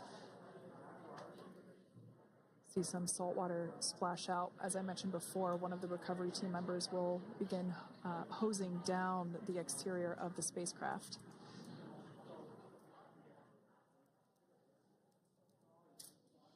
So you are continuing to get some great live views on your screen of Crew 9, which includes NASA astronauts Nick Hague, Sonny Williams, Butch Wilmore, and Roscosmos cosmonaut Alexander Gorbanov, who splashed down off the coast of Tallahassee, Florida, 2:57 p.m. Pacific time this afternoon. Now working to get that spacecraft situated in the nest. Just making some final adjustments and tweaks to ensure that it's nice and secure.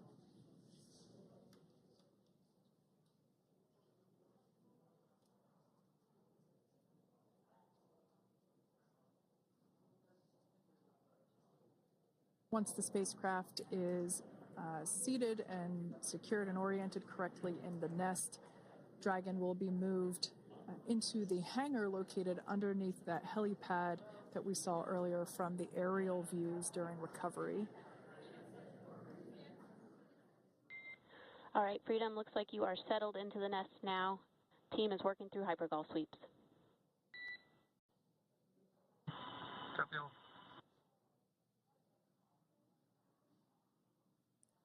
Call out there telling us that the recovery team is doing the second round of those hypergolic sweeps. This helps ensure that everyone, all the recovery team members that are located basically right where this camera is located on, towards the forward end of the recovery vessel, that they will all be safe once the spacecraft is translated forward. So we're just doing some additional steps to make sure that the hypergolic propellant that is utilized for maneuvering the Dragon capsule while on orbit, making sure that none of those vapors are still present on the exterior of the capsule. That's right, and there are a variety of individuals on board the boat that help with recovery operations. Not only do we have the recovery personnel that you see here, but we also have a doctor that will check out the crew members as standard procedure. As with any spacecraft that is returning from space, we always perform a medical check with the crew. So you will see the crew come out of the capsule and be placed on stretchers, just like with the Soyuz landing and with all of our Dragon splashdowns, that is the nominal procedure.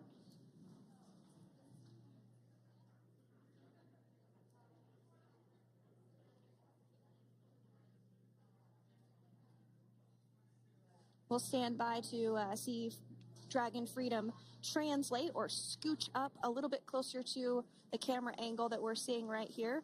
And then teams will step through procedures to get that side hatch opened. You see it right in the dead of center of your screen there. It's kind of that rectangular shape. It has not been opened since since Crew 9, which include Nick Hague and Alexander Gorbanov, launched back in September from the Kennedy Space Center in Florida. So that will be the very first time that hash is opened. Once docked to the International Space Station, crew enter through the top hatch, which was where the nose cone is now closed. That's the hatch that they actually utilize to go ahead and get inside the International Space Station.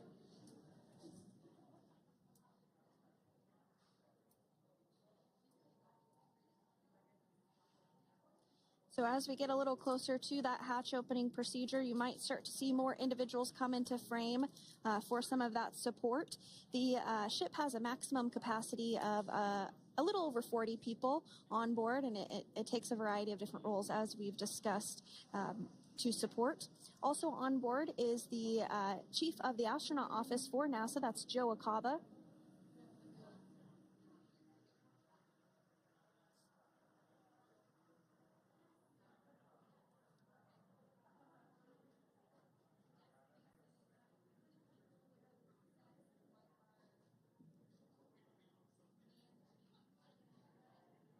Now, while we are standing by for translation of the Dragon spacecraft to the platform there, the recovery platform that we see in the foreground, it is important to note that Nick, Sonny, Butch, and Alexander will be getting assistance from the recovery teams while exiting the spacecraft.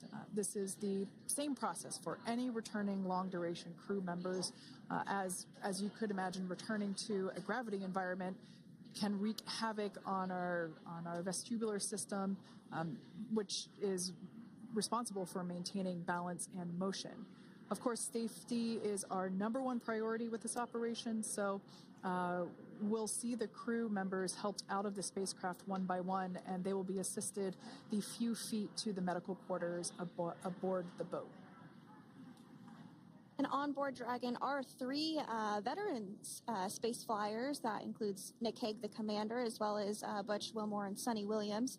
Alexander Gorbanov is completing his very first space flight on this mission, and he completed 171 days in space along with Nick Hague.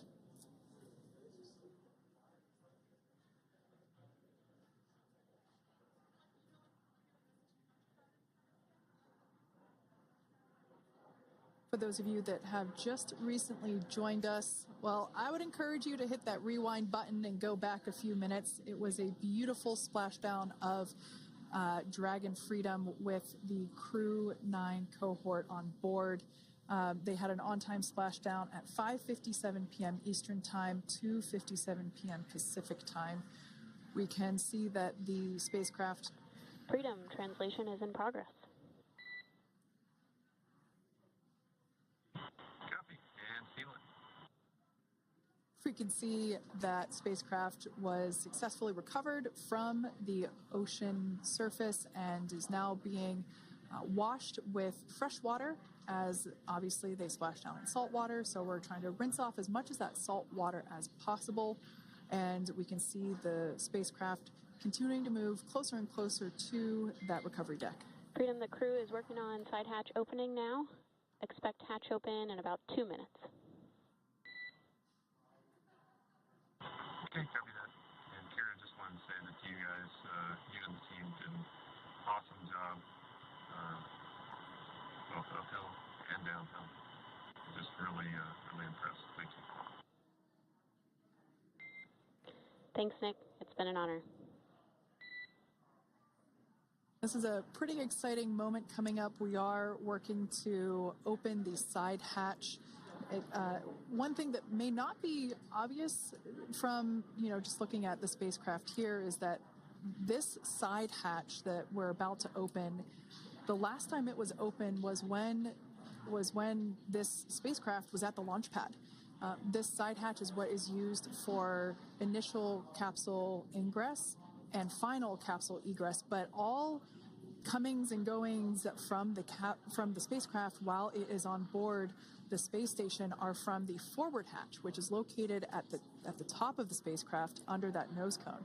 So this is a pretty exciting moment because it will be the crew's first breath of fresh air since boarding their ships at the start of their journeys last year. And the very first person that will have the opportunity to say hello to the crew once that hatch is open is a SpaceX medical recovery personnel representative. Then we'll see procedures take place to remove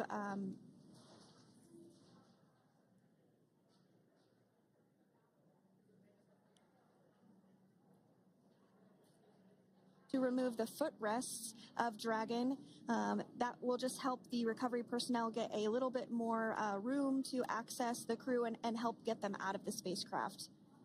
Yeah, you're absolutely right. Safety is, once again, top priority here, and removing those footrests from all 4 seats will be helpful as a recovery, as a SpaceX recovery team member will actually go into the capsule, into Dragon Freedom to help the crew members unbuckle and stand up, and essentially we'll also see a fun little slide be put in place to help the crew members exit the spacecraft safely. So yeah, we're going to remove all 4 of those footrests to basically give a little bit more working room inside the spacecraft. That's right, and we did hear the go for that hatch opening, so we're just a couple minutes away from being able to see that, and then we might be able to get the chance to see a couple of views inside of the Dragon and see the crew following their splashdown. Now, opening that side hatch isn't quite like opening, the door to your car. We have to depress the seal around the side hatch, as well as, we'll now see them open that side hatch up.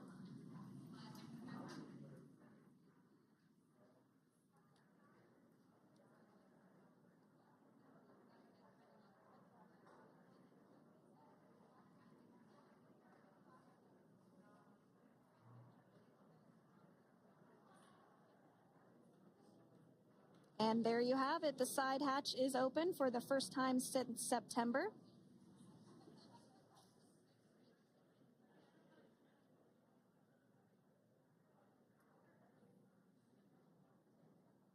We can see some of the protective equipment there that was brought into frame that will help protect the edge of the side hatch One, from any potential damage. Oh, we can see the recovery crew member there taking photos of the side hatch seal. This is part of the standard operation for recovery.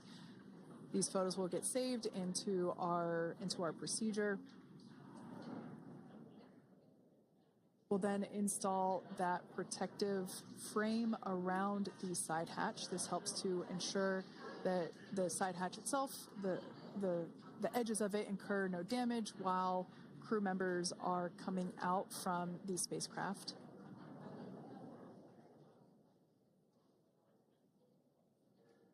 If you missed it, there was also a recovery team member that went inside.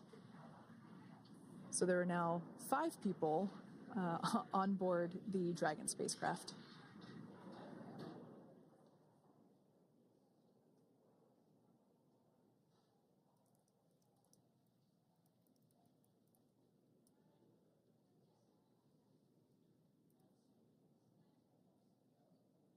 And if you are just joining us, it has not yet even been an hour since Crew 9 splashed down off the coast of Tallahassee, Florida at 2:57 p.m. Pacific time. The crew is now on board the recovery vessel Megan, and the hatch is open. The next major milestone that we'll see is when the crew will actually egress or exit the spacecraft. But before that, they'll continue to, the recovery personnel rather, will continue to install that protective area around the hatch and then remove the footrests. So we're a couple minutes away from seeing the crew egress, but not too long away.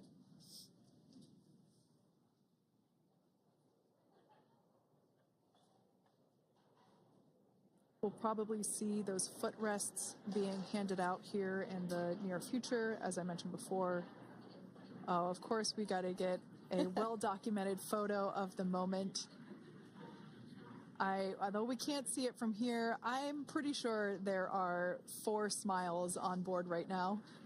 And we did hear that report out from the commander, Nick Hague, following Splashdown, that there were four smiles as far as he could see. Yeah, capsule full of grins. Now, generally speaking, and there we do see Crew 9, some happy waves, smiles all around back on Earth.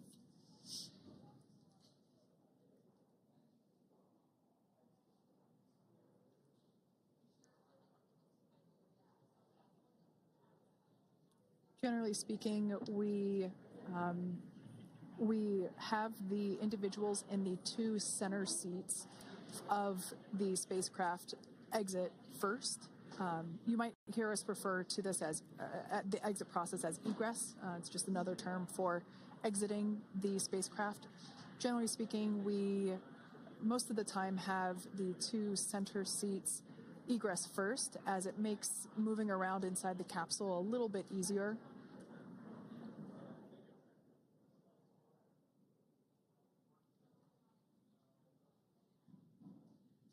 We can see the tablets that were previously located on the upper leg of the crew members. We can see those being handed out to the recovery team.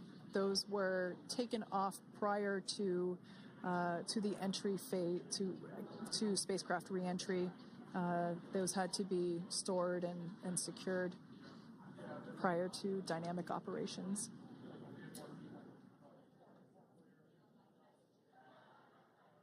It looks like we are starting to see the footrests also be removed. I just saw one there on the screen.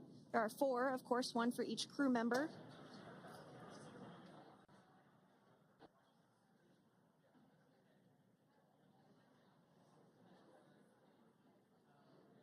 Those footrests are made out of carbon fiber and are actually sized appropriately for each crew member, as everybody has different measurements and different leg lengths. Same goes for the armrests and the bucket length of each seat. We size those appropriately for the crew members and to ensure their comfort and safety. I believe we just saw the little ramp that is used to help slide the crew members out from inside the spacecraft.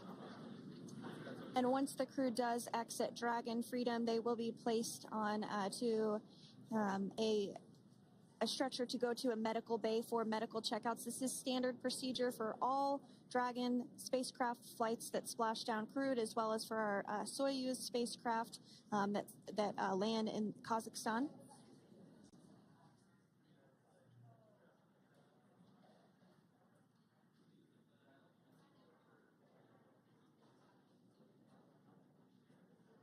We can see the exterior of Dragon Freedom quite clearly in this shot, and it's such a beautiful sight. I personally prefer the capsule when it has some of that charring from atmospheric reentry. It is the signature sign of a capsule that has returned to Earth.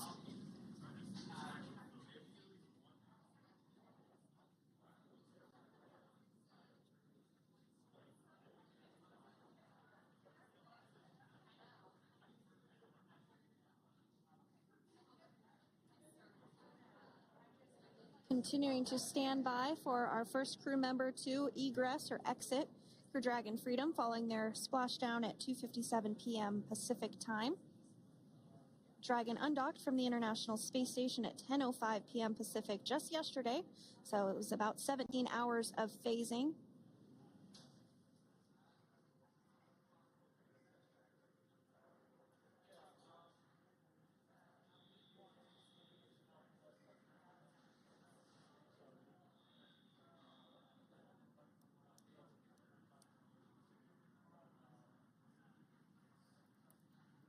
And while on board the International Space Station, Crew 9 contributed to 900 hours of science, over 150 research experiments and investigations, making great use of the microgravity lab of the International Space Station, which celebrates 25 years of continuous human presence this November.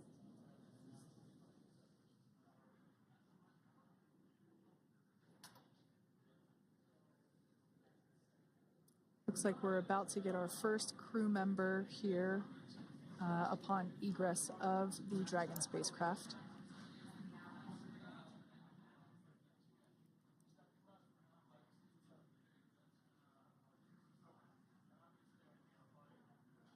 So we are standing by for that egress. Outside of Dragon, you do see one of those stretchers. This is the expected procedure, as the crew will be taken to medical facilities following their exit from Dragon.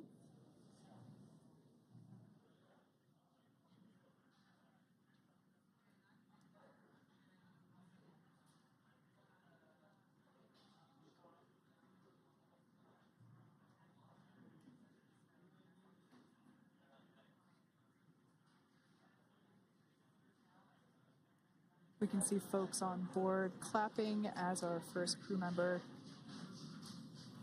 And that is NASA astronaut Nick Hague, commander of Crew 9, now out of Crew Dragon Freedom.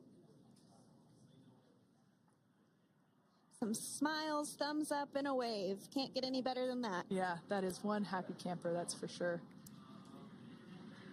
As we said before, it is standard procedure for all of our long-duration crew members to receive assistance upon egressing from the spacecraft. We basically help them move off of the recovery deck and into the private medical quarters for their initial consultation with the SpaceX flight surgeon.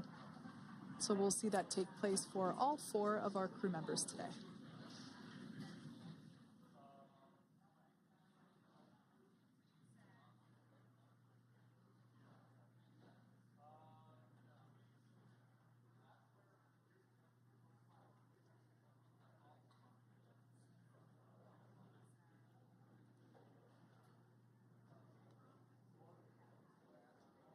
And we are standing by for the next crew member to exit Freedom.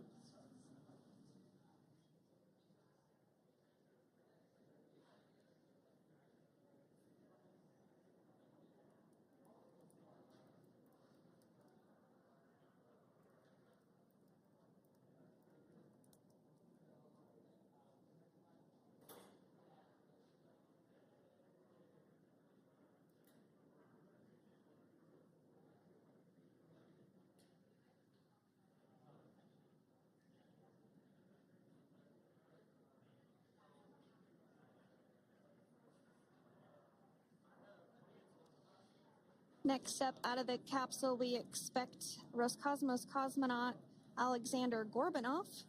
His first space flight.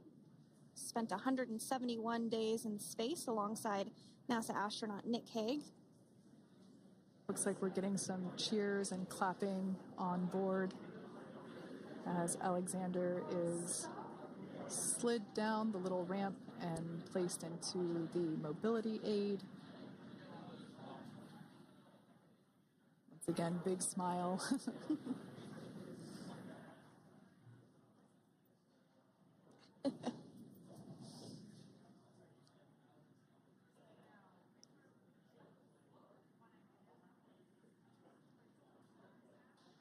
Now, the two crew members remaining in Dragon are NASA astronauts Sunny Williams and Butch Wilmore.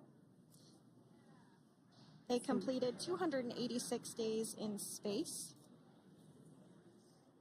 One of the remaining footrests being removed from the Dragon spacecraft.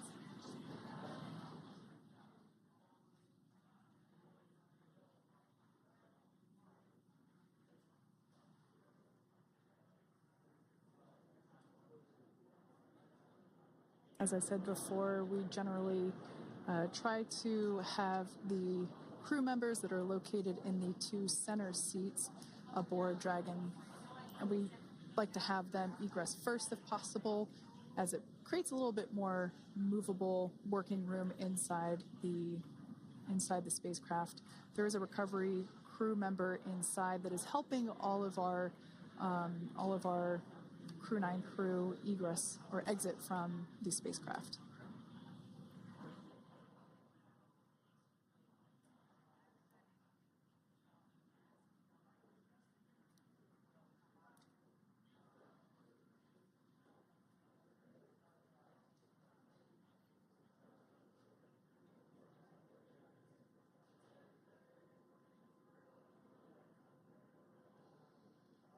We are standing by for the next crew member to egress or exit Crew Dragon Freedom following the splashdown not even an hour ago at 2:57 p.m. Pacific time.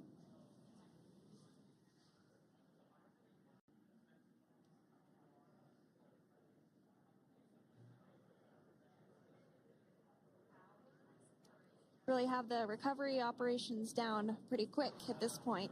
Yeah, it's pretty incredible to think that, just 5 years ago when we were doing the initial demonstration missions of the Dragon for Crew Dragon, that now we're under about 30 minutes for, to retrieve the spacecraft from the water, and just several minutes here while it's been on board and to get everyone, really to get that side hatch open.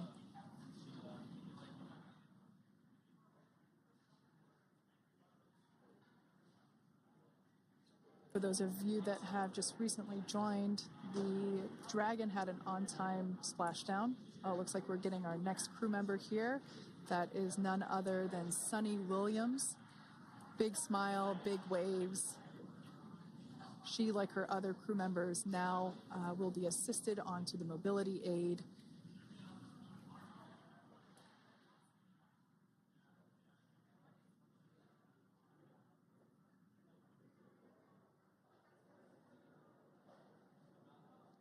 There we have it, some waves, some thumbs up, and some smiles. Definitely seems to be a theme among all recovery operations. Absolutely. And of course, that leaves NASA astronaut Butch Wilmore inside Dragon in seat 4.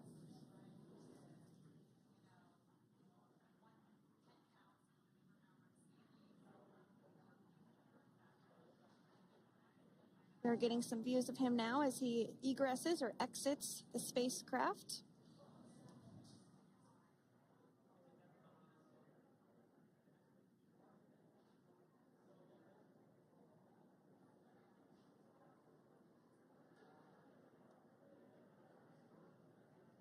Once again, some elation and cheers there from Butch Wilmore.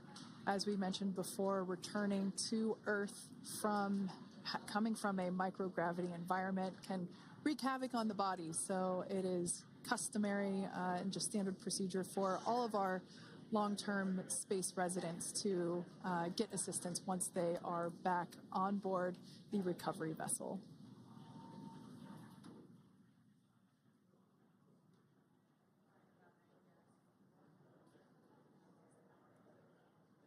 Well, now that Nick, Butch, Sunny, and Alexander are safely back home on Earth and getting checked out by the NASA medical team, we're going to wrap up our live coverage of their return.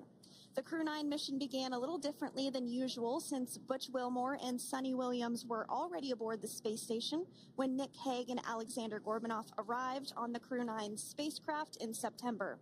Having arrived as the crew flight test crew for Starliner, Wilmore and Williams were fully incorporated into the space station's Expedition 72 team and began research and other work aboard the station along with the other crew members. Williams commanded the orbiting laboratory for much of the expedition. After a successful liftoff and separation from Falcon 9, Nick and Alexander made a short flight on board Dragon to the International Space Station. Veterans of long-duration space station missions, both Williams and Wilmore conducted spacewalks during their 9 months in space. Like all crews on the station, Crew 9 had the ability to leave at any point had there been an emergency. With their full-duration mission coming to an end, the crew began packing up their personal items for their return to Earth about a week ago and worked through tasks and shared lessons learned with Crew 10 teams as they arrived a few days ago. Their journey home began about 17 hours ago when they closed the forward hatch to Dragon and undocked from the space station at 10:05 p.m. Pacific, 1:05 a.m. Eastern. After 4 successful departure burns and a phasing burn to line up their orbit, Nick, Butch, Sunny, and Alexander rested for a few hours before waking up to prepare for re-entry this morning. We jettisoned Dragon's trunk and performed our final on-orbit maneuver, the approximately 7.5-minute-long deorbit burn, and that occurred at 2:11 p.m. Pacific, 5:11 p.m. Eastern Time. And that sent Dragon on its path home. The spacecraft re-entered the Earth's atmosphere and slowed its descent with successful deployments of 2 drogue parachutes and 4 main parachutes, with the final splashdown occurring off the coast of Tallahassee, Florida at 2:57 p.m. Pacific, 5:57 p.m. Eastern. Following that successful splashdown, we saw SpaceX recovery experts move in and prepare Dragon Freedom for its lift onto the recovery vessel. And just a little less than an hour following splashdown, we saw Nick, Sunny, Butch, and Alexander make their way out of Dragon and into the recovery ship's medical facilities, safe and sound. Next up, they'll catch a helicopter flight back to shore, where they'll transfer to aircraft that will take them home. The astronauts will take a NASA plane for the short flight back to Houston, where they'll be reunited with family and friends to bring an end to this mission.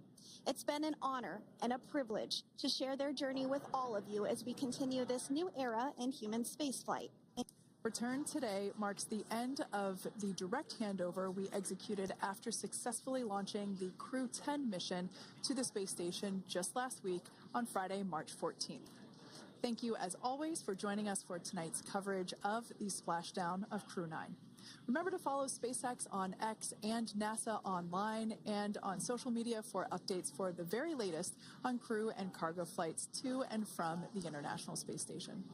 And we'll continue to share the progress of Nick, Sunny, Butch, and Alexander on social media as they travel back home. We do also have a post-splashdown media briefing coming up at approximately 4:30 p.m. Pacific, 7:30 p.m. Eastern, where leadership will share a final update as we conclude this successful mission. So, from all of us at NASA and SpaceX, welcome home, Crew 9. So long.